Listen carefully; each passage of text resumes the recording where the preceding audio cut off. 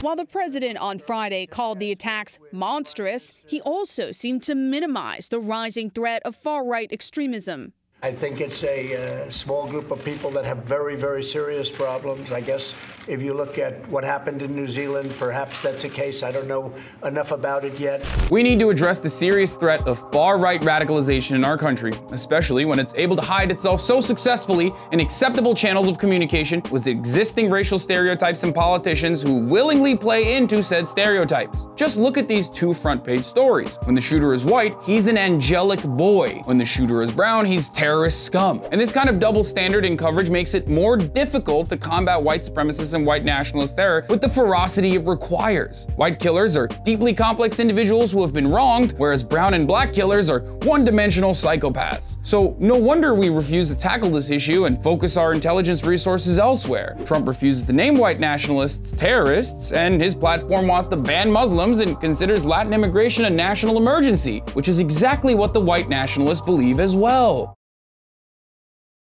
Manifesto purportedly written by the suspect calls the president a symbol of renewed white identity. Shocking. Last year in the United States, far right-wing terrorists were responsible for every death in an extremist incident. So maybe it's time to start taking white nationalist radicalization on the internet seriously.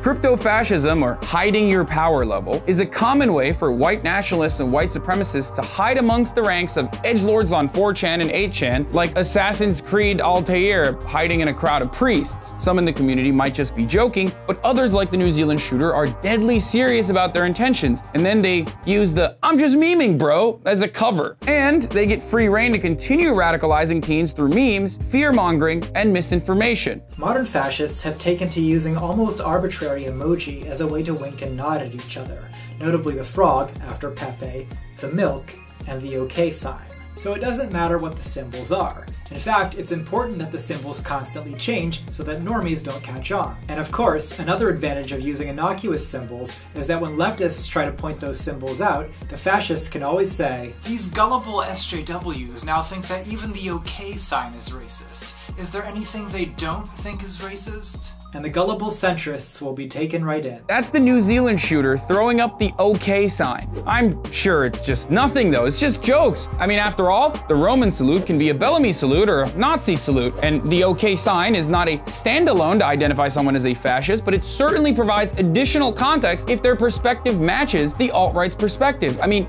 if all of your friends talk about how they should kill Jewish people, and then they all throw up the Hitler salute, and then sometimes you talk about how you're skeptical about the Holocaust and whether it happened or not, and then you get caught doing a Hitler salute, maybe at some point it's not crazy to assume you're with these people. It is incredibly easy to show people that you're not a Nazi. Just don't defend Nazis. Don't be fooled when they claim it's just free speech. Don't be fooled when they claim the dangerous anti-fascists will come for you next. This whole anti-fascism is the same as fascism meme was insane when Trump stated that there were very fine people on both sides of a Nazi debacle, and it's even more apparent than ever now that white nationalism isn't his top priority at all. This past weekend, Trump spent an inordinate amount of time on Twitter complaining about a dead guy, John McCain, the Russian investigation, a national emergency at the border, Saturday Night Live, and a fake story about Google. Zero statements about dealing with the issue of white nationalism that has been ravaging our country as well, which is insane.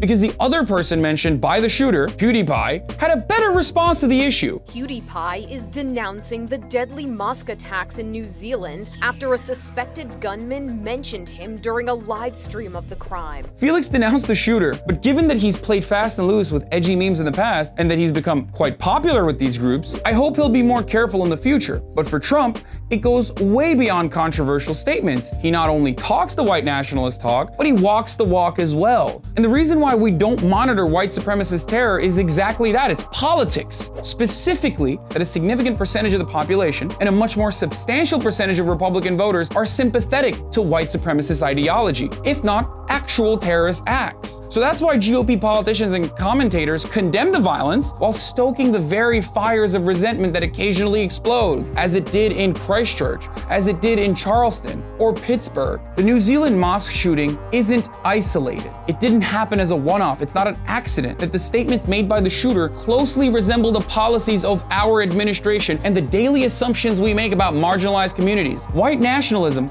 is normalized at both the institutional level and in our everyday life because it's based in the idea, reinforced in all facets of our lives, that white people are superior, and anything that challenges this concept is viewed as a threat. I'm Hasan Piker. If this outrages you, please share this video with your friends and leave your thoughts in the comment section below. If you'd like to help TYT, please go to tyt.com/join and join TYT membership. It's only $5 a month and it greatly helps us. And this has been The Breakdown. Did you know that TYT Network is now available on YouTube's new streaming platform, YouTube TV? Get access to full TYT episodes and exclusive shows by signing up for YouTube TV today. All new subscribers get a 7-day free trial, so head on over to youtube.tv and search for the TYT Network channel.